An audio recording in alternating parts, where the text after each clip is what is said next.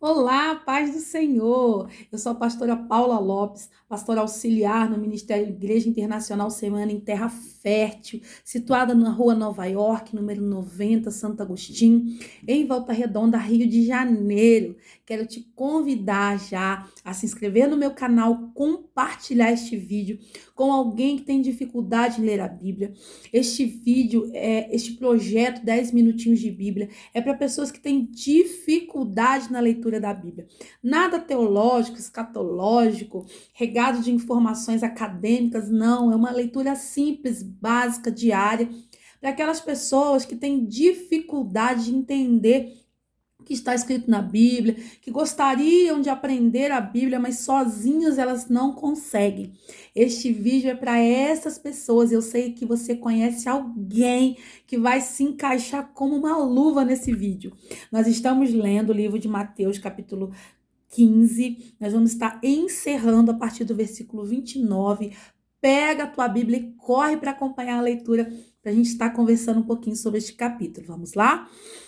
A segunda multiplicação de pães. Jesus saiu dali e foi para a beira do mar da Galileia. Depois subiu ao monte e se assentou. Uma grande multidão dirigiu-se a ele, levando-lhes os aleijados, os cegos, os mancos, os mudos e muitos outros, e os colocaram aos seus pés. E ele os curou. O povo ficou admirado quando viu os mudos falando, os mancos curados, os aleijados andando e os cegos vendo, e louvavam o Deus de Israel. E chamou Jesus os seus discípulos e disse: Tenho compaixão desta multidão. Já faz 3 dias que estão comigo e nada têm para comer. Não quero mandá-los embora com fome, porque podem desfalecer no caminho. Os seus discípulos responderam: Onde poderíamos encontrar neste lugar deserto pão suficiente para alimentar tanta gente?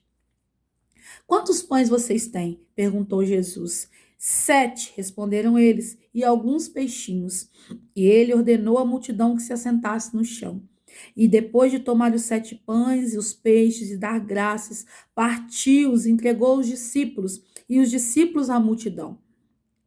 Todos comeram até se fartar. E ajuntaram 7 cestos cheios de pedaços que sobraram. Os que comeram foram 4.000 homens, sem contar mulheres e crianças. E havendo despedido a multidão, Jesus entrou no barco e foi para a região de Magadã.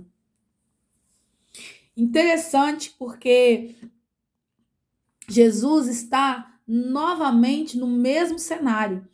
As multidões estão atrás dele, as multidões precisam dos seus milagres e as multidões estão famintas, precisando comer. E novamente Jesus pede aos seus discípulos que alimente as multidões. E novamente os seus discípulos dizem a Jesus que não tem como suprir a fome daquela multidão. E novamente Jesus pega um punhado de pão, um punhado de peixe, e novamente Jesus entrega aquela oferta ao Senhor. E agora devolve as mãos dos discípulos. E novamente os discípulos distribuem para aquela multidão. E eles comem até sobrar 7 cestos cheios. É interessante nesta história que na nossa vida sempre acontece desta forma. Nós vivemos um processo com Deus, o Senhor vai lá, opera maravilha, opera milagre, abre porta, cura a enfermidade, restaura o casamento, restaura a família, tira os filhos dos vícios, abre uma porta de emprego, abre um negócio, um empreendimento.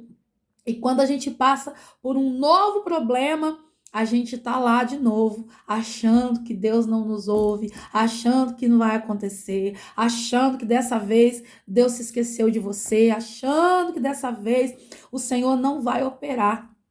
Jesus, ele passou todo o seu ministério forçando a fé dos seus discípulos. Jesus passou todo o seu ministério provando a fé dos seus discípulos, porque não adiantava apenas Jesus ensinar os seus discípulos a pregar. Pregar, os doutores da lei também pregavam. Pregar, os fariseus e saduceus também pregavam, mas não tinham autoridade.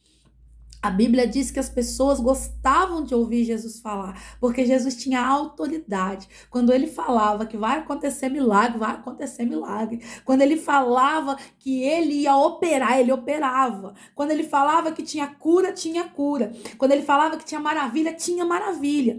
E ele trabalhou no caráter dos seus discípulos, para que seus discípulos também aprendessem a não somente usar esta fé, mas confiar nela.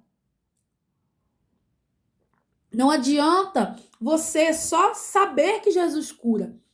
É necessário você usar a autoridade de Jesus para curar. Não adianta você saber que Jesus abre porta. É necessário você usar a autoridade de Jesus para decretar portas abertas, libertação, maravilhas, sinais, milagres. E Jesus estava constantemente colocando os discípulos em situações que somente o exercício da fé seria capaz de transformar. Como novamente Jesus coloca eles numa situação em que as multidões precisam ser curadas, ser libertas, ser transformadas, mas também alimentadas. E novamente os discípulos, a gente não tem como alimentar não. A gente já orou por eles, já entregamos uma palavra para eles, já curamos eles, agora é eles que se virem lá, cada um caça sua comida. Mas Jesus não, vocês vão usar a fé, vão usar a autoridade da fé e vocês vão alimentar essa multidão. Nunca se esqueça que a autoridade da fé faz o milagre acontecer. Não basta você saber que o teu Deus é Deus do impossível, você precisa trazer o impossível de Deus para a terra. Você precisa gerar o impossível de Deus no seu coração e trazê-lo para fora e trazê-lo à existência. A palavra do Senhor, ela é viva, ela é pura e eficaz. E quando o Senhor dá uma palavra, ele também cumpre esta palavra. Ele pega os pães, ele ora, ele agradece a Deus, ele entrega nas mãos do Senhor, devolve aos discípulos e fala: agora vocês alimentem a multidão. E os discípulos, mais uma vez, tiveram que exercitar a fé que vem de Deus através de Jesus Cristo. Se você não exercita a sua fé, você é um péssimo servidor de Jesus. Se você não vive pela fé, você é um péssimo servidor de Jesus. Não adianta ir à igreja e ter um palavreado pessimista, derrotista, que na tua vida nada acontece, que na tua vida é assim mesmo, que nada vai acontecer, que para você na porta não abre, que tá difícil, que não vai dar, que você vai desistir, que você não aguenta mais. Isso não é coisa de quem tem fé. Porque a fé é a certeza das coisas que você não vê, mas acredita que elas vão acontecer. No capítulo 16, Jesus começa mais uma vez, mais uma peleja com os fariseus e saduceus. No capítulo 16, versículo 1, os fariseus e saduceus aproximaram-se de Jesus e o puseram à prova, pedindo-lhe que lhes mostrasse um sinal do céu. Ele respondeu: quando a tarde vem, vocês dizem vai fazer bom tempo, porque o céu está vermelho. E de manhã hoje haverá tempestade, porque o céu está vermelho e nublado. Vocês sabem interpretar o aspecto do céu, mas não sabem interpretar os sinais dos tempos. Uma geração perversa e adúltera pede um sinal milagroso, mas nenhum sinal será dado a você, a não ser o sinal de Jonas. Então Jesus os deixou e retirou-se. Tiro e Sidom sabia que Jesus operava milagre. Samaria sabia que Jesus operava milagres. Gadara sabia que Jesus operava milagres. Jericó sabia que Jesus operava milagres. E os próprios filhos de Jesus, fariseus e saduceus, estavam constantemente pedindo um sinal do céu.